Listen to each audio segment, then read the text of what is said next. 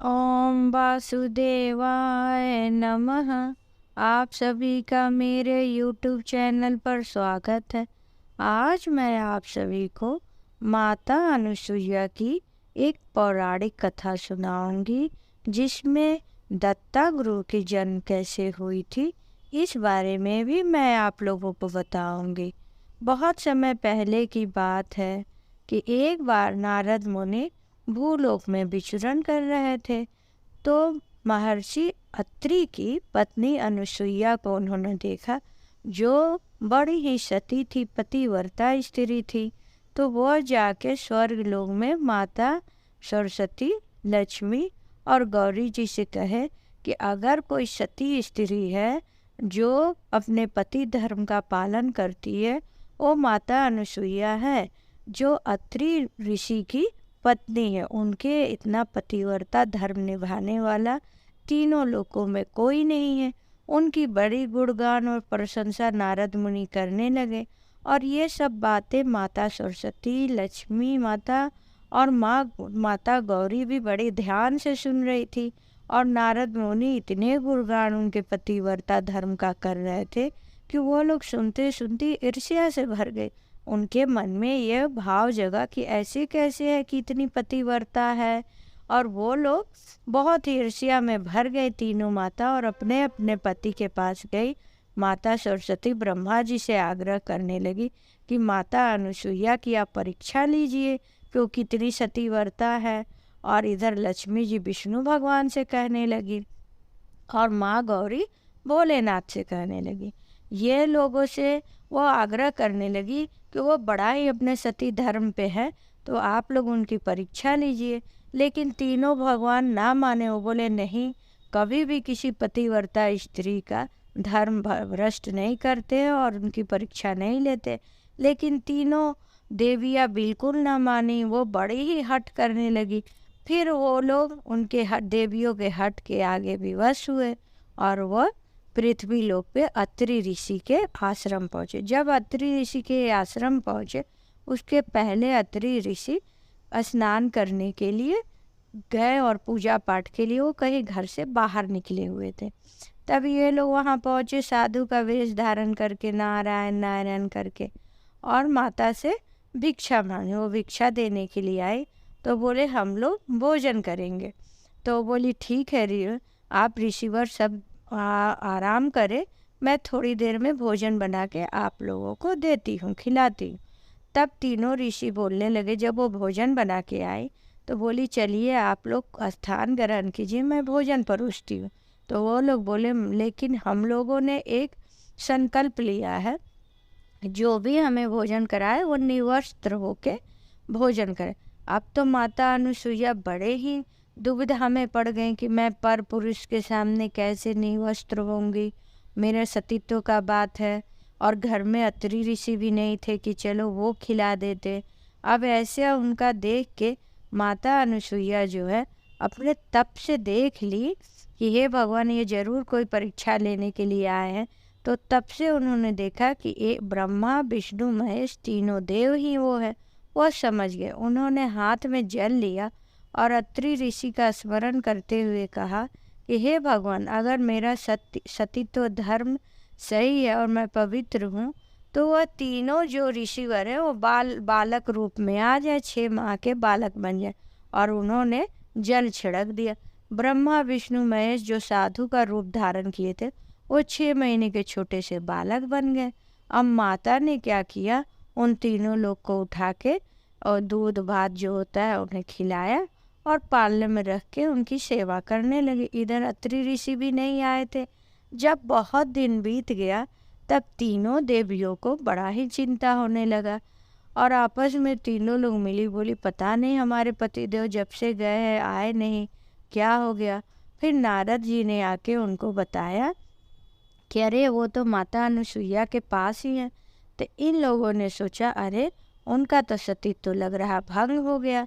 यह देखने के लिए तीनों देवियाँ और वहाँ पे नारद जी पहुँच गए। नारद जी को सब पता था, लेकिन जब वहाँ पहुँची तो उन्होंने देखा कि 3 बाल रूप में वहाँ पे 3 बालक हैं।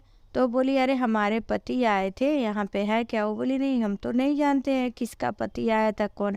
यह 3 बालक हैं, अगर जो आप पहचान लीजिए आपका पति इसमें से कौन है, आप ले जाइए। अब तो तीनों माता खड़ी हुई, लेकिन वो पहचान ही नहीं पा रही थी कि कौन से भोलेनाथ है, कौन से विष्णु भगवान है, कौन से ब्रह्मा जी हैं। बड़ी दुविधा में थी। नारद भगवान बोलने लगे, अरे देवी, आप लोग नहीं पहचानेंगी अपने पति को तो ये तो बड़ा ही हास्यास्पद बात हो जाएगी, आप लोग को पहचान के लेना चाहिए। उन्होंने यह बात सुन के एक एक बालक को उठा लिया, लेकिन जो सरस्वती जी थी वो शंकर भगवान को उठा रही थी, और लक्ष्मी जो थी ब्रह्मा जी को उठा ली थी, और गौरी जो थी वो विष्णु भगवान को उठा रही। ये लोग बड़े शर्मिंदा हुए और वो लोग पत्थर के रूप में मतलब वहाँ पे थे। अब ये लोग बहुत शर्मिंदा हुई, फिर आके माता अनुसुईया के पास पैरों में गिर गई और रोने लगी और बोली, माता हमें क्षमा कर दीजिए, हमने आपका सतीत्व का बड़ा गुणगान सुना था और हम ही ने अपने पतियों को विवश किया था कि आपके आके परीक्षा ले आपके सतीत्व का, आप उन्हें क्षमा कर दीजिए, पत्थर के रूप से उन्हें उनको निकाल दीजिए।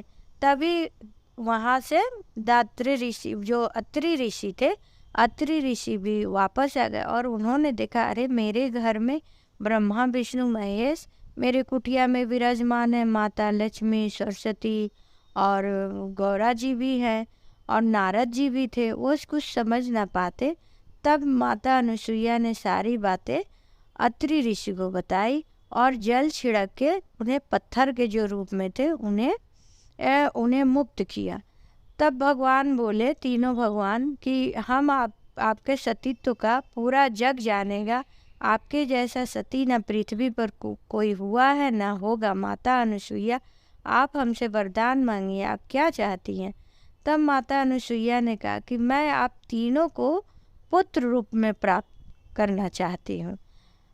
तब ब्रह्मा जी, विष्णु जी और महेश तीनों लोग का एक प्रकाश पुंज हुआ और उसी से भगवान दात्रे का हम जो पूजा करते हैं, दात्रे भगवान का जन्म हुआ, जिनके 3 सिर है, ब्रह्मा विष्णु महेश, एक शरीर और 6 भुजाएं हैं। जैसे एक में चक्र है, डमरू है, माला है, पुस्तक है। जो ब्रह्मा जी जो चीज़ पकड़ते हैं वो भी है, विष्णु भगवान का त्रिशूल भी है, डमरू भी है और विष्णु भगवान का चक्र भी। तो दात्रे ऋषि का अनुसुईया माता है और दात्रे भगवान का इस प्रकार से भूलोक पे जन्म हुआ। तो आप लोगों को ये कहानी कैसी लगी? माता अनुसुईया के सतीत्व की कहानी और दात्रे भगवान के जन्म की। आप हमें कमेंट बॉक्स में ज़रूर बताएं कि आप लोगों को ये कैसी लगी स्टोरी। और मैं आप लोगों से एक और बात कहना चाहती हूँ कि हम कोई भी स्टोरी भक्ति भाव की सुनाते हैं तो उसमें ये रहता है कि आपको पॉजिटिव एनर्जी मिले, हम भगवान की बातें सुने। तो आप हमारे चैनल को सब्सक्राइब करें या ना करें, लाइक करें या ना करें, मैं तो आप लोगों से विनती करती हूँ कि आप सब्सक्राइब करें, लाइक करें, फॉलो करें। लेकिन अगर आप नहीं भी करना चाह रहे तो कम से कम पूरी कहानी को आप सुनिए, ताकि आपको या आपके घर वाले को इस बारे में पता चले। और भगवान का नाम हम जितना ही लेंगे उतना ही अच्छा है। भगवान का नाम लेने से हमारा कुछ भी बुरा नहीं होगा, अच्छा ही होगा। तो मैं आप सभी लोगों से ये बात कहती हूँ कि अभी मोबाइल का समय है, हम नहीं कुछ तो काम करते हुए भी कोई भी धार्मिक कथा लगा ले और हम सुन सकते हैं। क्योंकि गृहस्थ जीवन में गृहस्थनी जो है वो अगर बैठ के 4-4 घंटा पूजा करे तो घर का और कार्य कौन करेगा। इसीलिए गृहस्थ जो औरतें हैं, जो हाउसवाइफ हैं, उनको घर का कार्य भी देखना और जो वर्किंग वूमेन उनको ऑफिस में करना। तो हम उतने देर बैठ के पूजा पाठ मंत्र जाप ये सब नहीं कर सकते हैं। उसका भी समय आएगा जब हम 50-60 के हो जाते हैं, घर कार्य से फ्री हो जाते हैं, तो हम कर सकते हैं। लेकिन अभी भाग दौड़ के ज़िंदगी में हम घंटों मोबाइल सुनते हैं, रील देख रहे हैं, गाने सुन रहे हैं, बहुत चीज़ ऐसे करें। उसमें 10 मिनट 20 मिनट अगर निकाल के प्रतिदिन नियम पूर्वक अगर हम कोई कहानी सुन रहे हैं भगवान का, तो बहुत अच्छी बात रहेगी। और ये आप कोशिश कीजिए कि घर में आप बजा के रख दीजिए, दादी नानी को दे दीजिए, या बच्चे सुनिए या आप सुनिए। आप लोग ज़रूर कमेंट करें अगर कुछ बुरा लगता है तो। ओम वासुदेवाय नमः।